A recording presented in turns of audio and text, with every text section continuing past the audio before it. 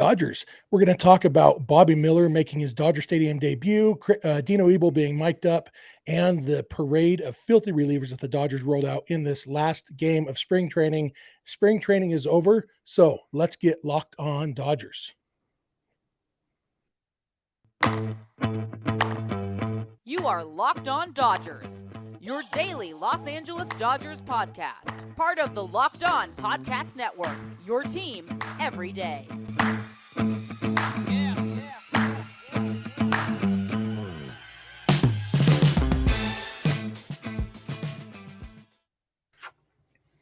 Hello, Dodger fans. This is Locked On Dodgers, part of the Locked On Podcast Network, your team every day. Thank you for making Locked On Dodgers your first listen every single weekday morning.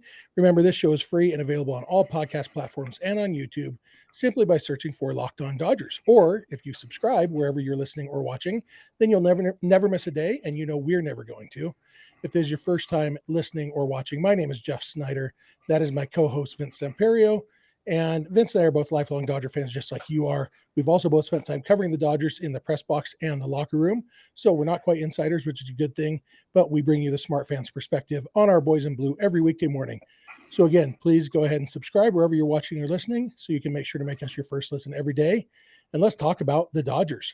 First of all, just a couple little bit of news and notes. As you might remember, yesterday's episode was our National League West Roundtable, so we didn't get to talk about any actual news. And there were a couple little bits of news. One really sad bit of news: Tommy Davis passed away at the age of 83, I believe, over the weekend or on Sunday or Monday, I think. And Dodger legend. He played 18 seasons in the big leagues. The first 8 were with the Dodgers.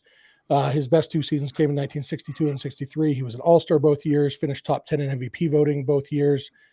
He led the major leagues in batting average both years. He was a very, very good hitter.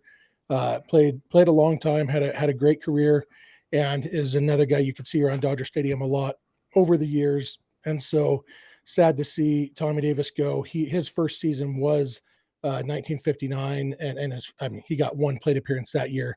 His first real season was 1960. So he grew up in Brooklyn, but didn't ever get to play for the Brooklyn Dodgers, but did get to play for the Dodgers for the first 8 years of his career. Tommy Davis will be missed, so our thoughts and prayers go out to his family. Another Davis, some news. Joe Davis, the Dodgers broadcaster, play-by-play extraordinaire.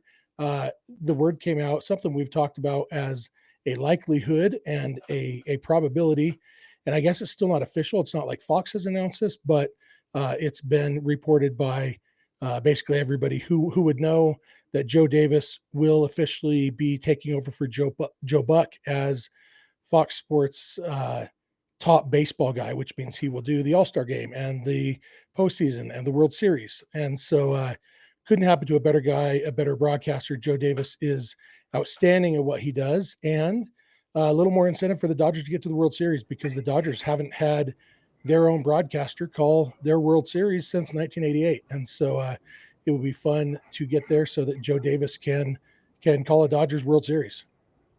Yeah, that's the best part of it. I know I posted it on my job on Twitter, and there's like reading the replies and quote tweets is funny because, you know, people know Joe Davis is the Dodgers guy, most people, and you know, if they don't like the Dodgers, and they automatically hate on Joe Davis. But I did see one person kind of say something like, "Oh, great, another, like, they keep adding Dodgers," or something like that, when Smoltz will be his other guy.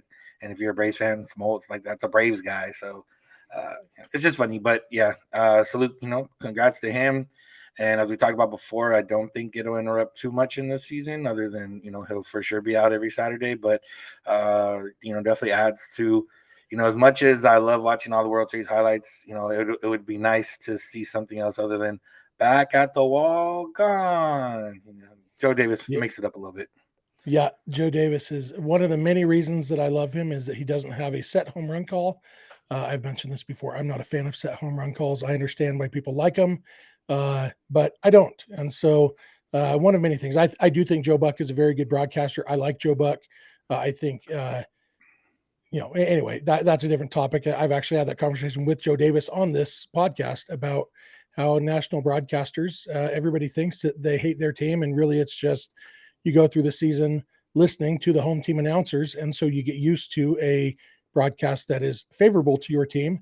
And so when you do come across an actual neutral broadcast, it feels like it's against your team because it is more against your team than you're used to. So that's all it is. And Joe Davis, he'll be the same way. And, I talked to him in 2020, right before he called the Dodgers Padres NLDS, and, talked to him about the challenges of broadcasting, doing a national broadcast for the team that you cover on a daily basis. And so, yeah, go back, you can find that October of 2020 in our podcast repository. We weren't on YouTube yet then, but it was a really interesting conversation that Joe and I had about calling a national game. So I would recommend you go back and find that if you are looking for something to listen to besides, this episode. So on to stuff that actually happened on Tuesday. The Dodgers played their last spring training game, the Freeway Series finale. This game went much better than the first two games had gone. And, not that spring training results matter, but it was nice to get a win coming out, and a pretty dominant win. And the most exciting part, the part I want to talk about first, was Bobby Miller making his Dodger Stadium debut. He's going to start the season at Double-A. All I can think is, man, I feel sorry for those Double-A hitters. Yeah, he came in. I mean, we've heard that he's been throwing 97, 102 all spring, but I don't think he threw a fastball below 99 his entire 3-inning stint. Starts off the game striking out Ohtani looking on a 100-mile-an-hour fastball. Family was in town, so that was always a good thing. It was his 23rd birthday. Just a lot of things that kind of added up. But the fact that he looked good, and the fact that he looked good without having really any of his breaking stuff, and he said that after the game that he would have liked to have a better feel for some of his breaking stuff, but he has the 4-seam, he has the 2-seam. He got Joe Adell looking on the 2-seam, 99 on the corner that ran back in. I mean, there was a lot to be excited for. And, Dave Roberts before the game said he thinks that we'll see make his major league debut before the end of the year. And, it's hard not to get excited, but when you see 102, when you see a guy throwing that hard, even with just the 2 fastballs, he was able to get through 3 innings. Obviously, he would need to develop that breaking stuff or make sure it's working to get through a second time through a lineup, but it still was impressive. Absolutely. And that 2-seamer that you're talking about, 99 miles an hour, 99.2, I think, 11 inches of drop and 13 inches of horizontal break. And I mean, that's almost Dustin May type pitching. And, I think it made a lot of people think about, A, Walker Buehler, because that's always the comparison with Bobby Miller, and B, Dustin May. And you think about what this rotation could be as early as next year. Walker Buehler, Julio, Dustin May, Bobby Miller, and then, whether it's Ryan Pepio or Kershaw back, or, Tony Gonsolin, who looked really good on Monday.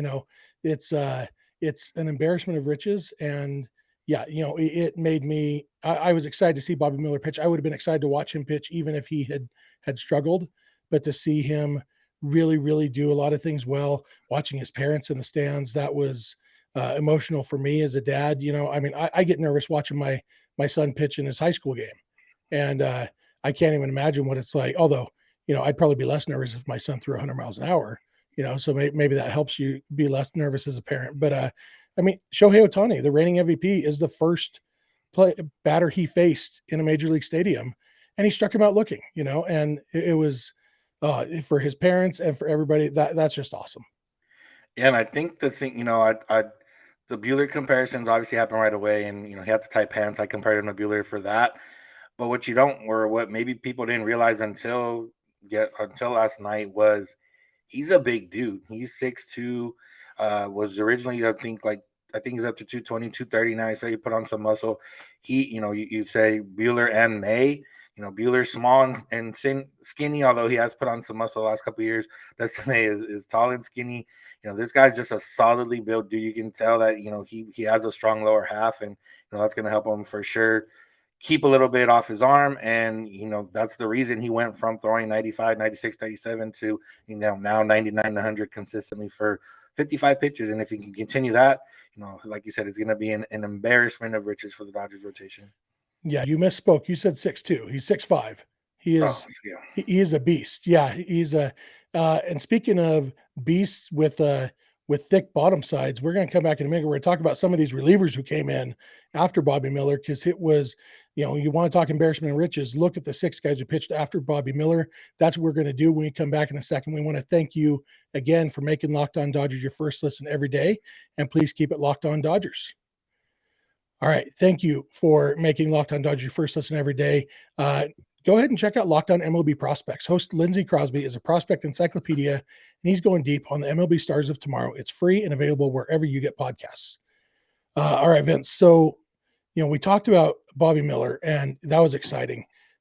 Almost as exciting, and maybe in some ways even more exciting, was what happened after Bobby Miller for the Dodgers pitching, because you had 6 relievers come in and each throw an inning each. I mean, if nothing else, just excited that there were no mid-inning pitching changes. I could get used to that, but what you had was Alex Vesia, Brusdar Graterol, Tommy Kahnle, Phil Bickford, Trinan, and Craig Kimbrell. I think that was the order. That was going off the top of my head. I'm pretty sure that's the order they came in. And every one of those guys, we could spend a whole segment just on them. Alex Vesia, we've talked, we were a little concerned about his spring hasn't been great. Well, he looked really good. He looked like he has figured some things out, and he has that fire. And we talked the other day about how he seems to be one of those emotional guys. And so maybe just being back at Dodger Stadium, being in a big league stadium is different for Alex Vesia, but he looked really good. Yeah, he looked good. He still was mixing in some more off speed than maybe we were used to from last year, but that's not a bad thing. And for him to get up there and do what he did, and everyone looked, like I said, no runs allowed. Obviously, that's a big part of it. The closest they got to scoring was when a runner reached third against Graterol, and then Austin Barnes made a nice play on a ball that got by him, and they got the out at home. Tommy Kahnle threw one of those, as Dave Roberts called it, a Bugs Bunny changeup. He threw one to get the first strikeout. He threw another one that got the last out of that inning. And for somebody that we haven't really seen too much of, that was impressive. Obviously, he still got it probably a few weeks away, but it's exciting. And the fact that all these guys are either going to start on the opening day roster or be on the roster by the end of the month, or past the end of the month once we get into the 26-man roster is just ridiculous. Craig Kimbrell recovered from his really bad first outing. He threw in the 9th inning, wasn't a save opportunity, but home crowd, different feeling.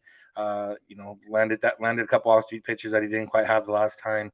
Like Trinan's always going to be nasty, but yeah, it was impressive, and just shows, even if it wasn't that after some point the Angels' main starters were out, but realistically these guys you still got to throw strikes, you still got to get outs, and that was the most important part, is these guys were throwing strikes. Everybody that came in I think Kahnle was at 10 pitches, 10 strikes to start his inning. There's a few other guys that, I don't think there was any walks allowed. So that's the most important part for me when I'm watching games, is if relievers don't give out walks, for the most part, they're going to have a decent time. Yeah, absolutely. The one time you mentioned that they almost scored off Graterol, that guy was only on base because he had a weak ground ball up the middle that Graterol unwisely tried to field and deflected it into an infield single. It would have been a routine ground out to Trey Turner if Graterol doesn't, Graterol actually, I think he led the major leagues last year in comebacker ground outs. And so I know he had the highest comebacker percentage. And so, maybe he just wanted to pad those numbers, wanted to make that play, but so that guy shouldn't have been on base anyway. And then they tackled that. Kahnle's changeup was really fun to watch. When he was on this show last year, he and I talked about using the changeup. Traditionally, or a lot of guys mostly will use their changeup against opposite-handed hitters. And so, a right-handed pitcher would use the changeup to left-handed hitters. And one of the things that Tommy Kahnle and I talked about was using that pitch as a weapon against right-handed hitters too. And so you mentioned he got the strikeout against Taylor. No, what's his name? The guy who came from the Yankees, Wade. The lefty got the strikeout with the changeup, but then he threw the one that he finally got the ground out from Matt Duffy was the 5th 2-strike changeup he threw to him in that at bat, and you could tell he was really working. He wanted to finish that at bat off with the changeup, and so that was fun to see. He looked really good. Well, the one you didn't even mention is Phil Bickford. We haven't seen Bickford at all yet this spring, and he came in. He looked good. He doesn't actually throw extremely hard for a reliever. He didn't last year when he was really good, but he's throwing 93. But he's got I don't know if it's a spin rate thing or a deception thing or whatever, but it seems like his 93 plays up a little bit, doesn't it? Yeah, I mean, this is something we talked about last year, trying to figure it out. And I think, I mean, he's 6'4". He's got a, I would imagine he steps a little bit, his, what's it called? His, Extension. extension. Yeah, it's probably a little bit more than 6'4". Tim Lincecum was very small, but extended like a guy that was 6'4", maybe Bigford 6'4", and extends like a guy that's 6'7". And that's why it jumps on you faster, because we really couldn't figure it out last year. Now, I mean, for a while we thought maybe it was a little bit of fool's gold just early on, and then he became that guy into late in the season, into the postseason, and so far this in the spring, so far he's shown the same thing. So yeah, he must get on you quick, and the ball probably seems like it's coming at you from like 15 feet away rather than 60 feet away. Yeah, he's almost the opposite of Brusdar Gratterall in that way. Gratterall, who does throw 102, but he doesn't get much extension. He kind of doesn't step very deep, and so it probably feels more like 98. But but Gratterall, I was pleased to see him mixing in. We saw him throw a cutter. The first pitch he threw was only 96, but it was a cutter. And it seemed like a pretty decent cutter. And cutters are always hard, especially we were talking yesterday about how it's hard to see the movement on Kershaw's slider sometimes because of the camera angle. I feel like a right-hander's cutter might be kind of the same way. Kenley Jansen, we always had that same thing where sometimes the only way that his cutter's moving is because the hitters can't touch it, and so I feel like we're going to see some of that with Gratterall too. He mixed in I don't know if it's a curve or a slider. It's hard to tell when they throw that hard, but yeah, I mean, seeing Gratterall mixing in other pitches, I think that's going to be key for him since his fastball doesn't play like most 102-mile-an-hour fastballs does. But if he can have two other off-speed pitches that hitters have to be ready for, well, that's going to help his fastball play up too. Yeah, and I think the other thing with this bullpen that we haven't really touched on is, other than Blake Trinan, almost everyone else has something to prove or is out there, with some kind of chip on their shoulder. Kimbrough struggled in the second half last year, struggled in 2020 and 2019. He wants to, prove that he's still that guy. He's close to 400 saves, so he wants to get out there and get every save he can this year. Gratterall, Vesia, Bigford, Vesia are, trying to prove that they are legit MLB relievers, not just, flash in the pan 1 year type of things. Gratterall started last year, and Gratterall didn't become a guy for the Dodgers last year until late September and then into October. He wants to prove that. You got Tommy Kahnle, Caleb Ferguson coming off injuries. Obviously, they have something to prove.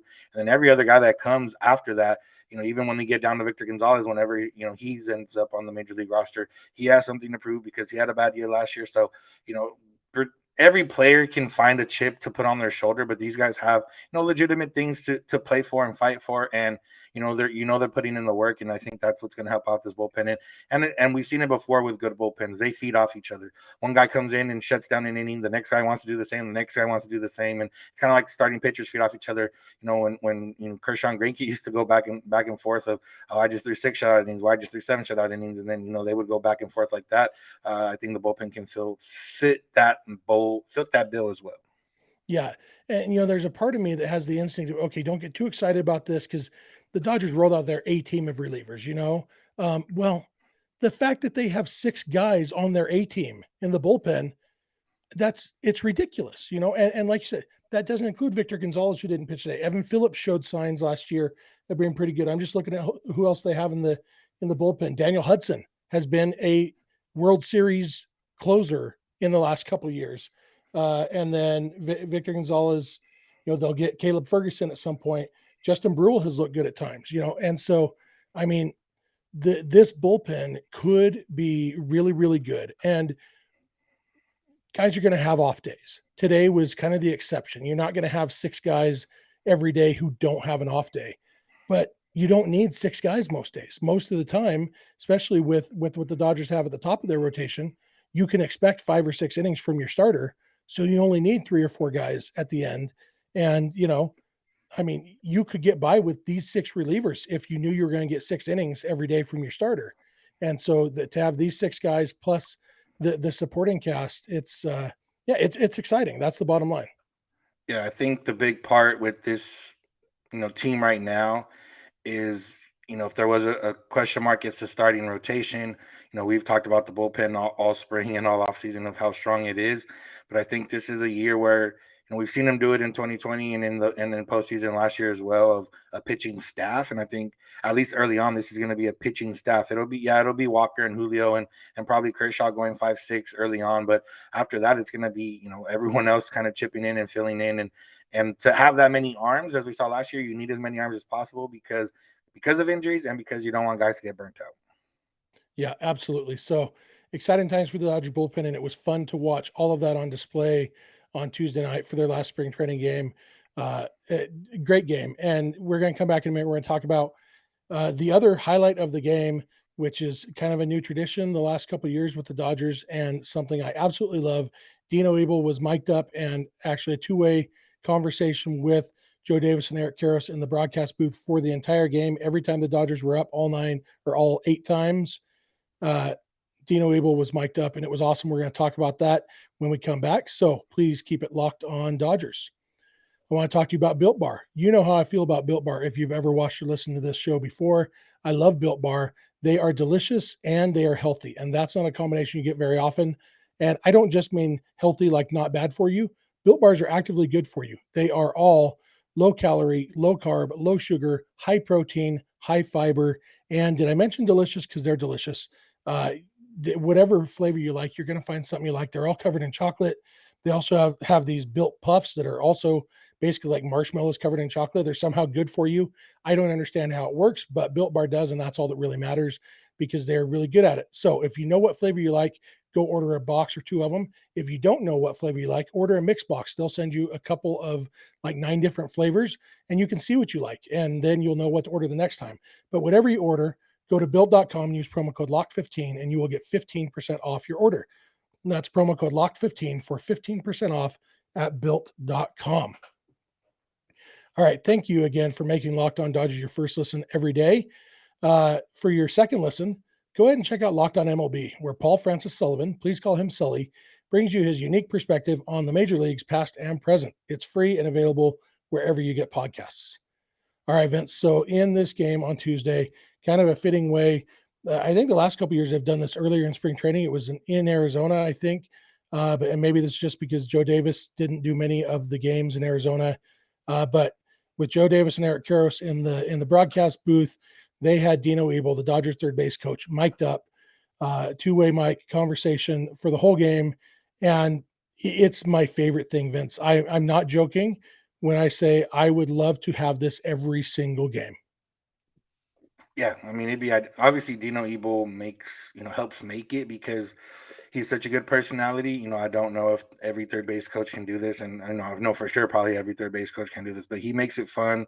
I think last year, from what I remember, it wasn't as much back and forth. Joe Davis, I think, wasn't quite sure, and he would just ask questions here periodically.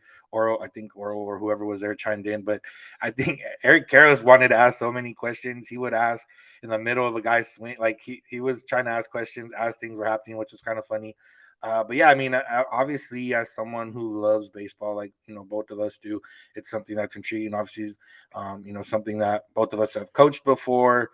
Both of us have probably coached third before, obviously in a much different level, but it's something where you get insight. And he mentions and he talked about his background, and he learned from Joe Malfitano, who was around, in the Tommy Lasorda days and in the World Series days, and a guy that he learned from, and kind of told us his backstory, and he was with the Dodgers, and became a player coach and all kind of stuff, and kind of figured out that coaching was going to be his path. And you can tell he really loves baseball, and you can tell it's just a conversation between 3 guys that love baseball. And it's kind of like our conversation every day. We don't mind talking to each other for 30-45 minutes every day, and they didn't mind talking to each other for a full 8 innings on offense. So it's a good thing. Obviously we can't get in regular season. I would, maybe if the Dodgers can wrap up in early September, maybe they can tell you, Dino, hey man, it's already, you guys already got it wrapped up, let's have you on again. But definitely looking forward to whenever it does happen again. Yeah, absolutely. And, Karros and Dino played in the minor leagues together, kind of came up together. So they've known each other a long time. So I think that helped, they have that existing relationship. Obviously, Hershiser and Davis know Dino too, but Karros has known him longer, and so I think that helped. And one of my favorite things is that you can tell listening to Dino Ebel talk that he knows how to teach baseball. And I think that appealed to the coach in both of us. That like I had my sons, they were there in the room with me. I'm like, okay, they were playing this baseball game. They play in our living room. It's ridiculous, and any good parent wouldn't allow it. But they were playing this, but when the Dodgers came up, I said, okay, sit and watch this with me for a little while, because Dino talking about, just all the things that he's thinking about, that teaches a kid who's learning baseball, oh, wow, there's so much going on the field. And, I remember a couple of years ago when they were starting to put the extended netting in all the stadiums, and somebody on Twitter said, oh, because you're too lazy to, not responsible enough to watch the game, I have to have my view obstructed or whatever. And I made the point on Twitter then, like, if you think that watching a baseball game means staring at the baseball the whole time, you're not a baseball fan. You don't actually love baseball, because there's so much going on in a baseball field. And that's the thing that I get the most from these conversations with Dino Ebel. He's watching the shift. He's making sure the runners are aware of the shift, and he's looking at with two outs, and I forget who it was coming up, but he saw that the outfielders all shifted a little bit to the opposite field side, and all these things that are going on every pitch. And when you're watching a game on TV, you really mostly only see the pitcher and the hitter, and so to get that insight. One of the reasons that I love being at Dodger Stadium is because I can watch, like we saw a couple plays on Tuesday, fly balls that I thought, crap, the gapper. And then Cody Bellinger made the play standing up. One of my favorite things to do at a game is watch Cody Bellinger. What's he doing as the pitch is coming in? What's he doing? Where's he playing? How does he get these jumps? Obviously, his freakish speed and crazy long legs are a big part of his defense, but he's also a really good defender at, getting jumps and anticipating where the ball's going to be hitting, all those things. I love watching that stuff from the stadium, and you don't get to do that on TV, but we got a little bit of a glimpse of that just from one standpoint. Here's what Dino Ebel does. I would love it if we had Clayton McCullough mic'd up one yet. Okay, what are you doing here? Okay, when you walked over there while Dino's getting the signs, are you actually whispering something in Freddie Freeman's ear, or is it just, what are you doing? And what are you watching in between? What are you doing when Trey Turner hits that gapper that scored Mookie and Freeman? What's McCullough doing there? I'd love to have that. I'd love to get all these insights from all the. I'd love if you could have, the catcher mic'd up and asking him questions. You can't, and I understand why you can't. But this Dino Ebel thing gives us just a little bit of a glimpse, and can really. I think it's great for kids to just kind of learn. Wow, there's so much going on in a baseball field, and I think that's the sort of thing. And maybe it's only nerdy kids like me, but that's the kind of thing that can make kids fall in love with baseball when you realize there's so much more going on than what you see on TV. Yeah, I definitely think it's a niche of, if you like baseball enough, then this gets you even more excited about baseball, because like you said, there is so much going on, and you don't really think about it. And the other part that, Dino didn't mention, but I'm sure he has in his mind, which I would have liked him have talked about, what is, you know who has the arm out there and who doesn't. So when they're asking these questions, there's some point where, yeah, you're checking positioning, but realistically he's thinking, okay, left fielder, if he's in a normal position, balls hit to left field, he doesn't have an arm, I'm sending him almost 90% of the time, whatever the case is. So there's a lot to go on. We see these mic'd up moments do so well for baseball in general. In MLB, I say that my job, anytime we post a mic'd up moment, whatever it is, obviously it's the cream of the crop of the mic'd up moments, but people want that insight. People want that, exclusivity. They want to see what's going on. It's hard to do it when the games matter, which is why spring training happens, which is why the All-Star game happens. But, I think of like a team like the Savannah Bananas, who are a little bit, maybe a bit over the top at this point, but so a team like that, or a league like that can, provide this type of insight, even if not at a major league level, would really hit because of stuff like this. And we've seen, you can see it on TikTok and Instagram and stuff like that. There's a lot more like high school teams or even college teams, lower level, or summer league teams, like doing mic'd up type of content. Most of it is more humor, but if you actually got some of the, like the nerdy stuff, that would also play very well, because people want to know, and people want to, you don't realize, baseball, people think it's easy. People think it's, blah, blah, blah, all this other stuff. It's a big time thinking game. It's a big time physical, not physical, like in terms of, brute strength and everything else, but in terms of being, a physical athlete, more than just muscle. Yeah, absolutely. And, I think Dino Ebel is unique to this, or at least somewhat unique. I don't think every third base coach would be this interesting. And I think, the times we have had players mic'd up, I don't think it's that interesting a lot of the time because, Dino Ebel is a teacher of baseball. And so that's part of what made it so great for me. It's a not for you, perfect Jeff. storm. It's for the humorous side when they get the players on. We're not getting any insight, unfortunately. Yeah, absolutely. Yeah. All right. I think that's going to do it for today. This was, it was a fun game to end spring training on. Spring training is now officially over. Like we talked about the other day, we were barely even tired of it before it ended. So that's, hopefully baseball will learn something from that. I don't know but if it means having a 28-man roster for the first 3 weeks every year, maybe it's not worth having the shortened spring training, but whatever it is, spring training is done. Dodgers regular season starts on Friday. We'll have 2 more episodes before then about a few other things looking forward. We'll get the final word on the Dodgers opening day roster at some point. Probably we'll talk more about that. We'll talk about what to expect going into the season. We're really excited for it, and we're excited to share that with you guys. I want to thank you again for making Locked On Dodgers your first listen every day. It means the world to us. If you aren't listening or watching every day, please add 1 or 2 days a month to your rotation. If you have friends or family who love the Dodgers as much as you do, please tell them about the show. You can follow us on Instagram and Twitter at Locked On Dodgers. Vince is on Twitter at Vince Samperio. I am on Twitter at Snydog, and the DMs are open in all of those places. You can also reach out to us via email at lockedondodgers@gmail.com, or you can leave us a voicemail or shoot us a text anytime at 323-863-LOCK 5625. We are here every weekday morning, and we hope you'll be here with us.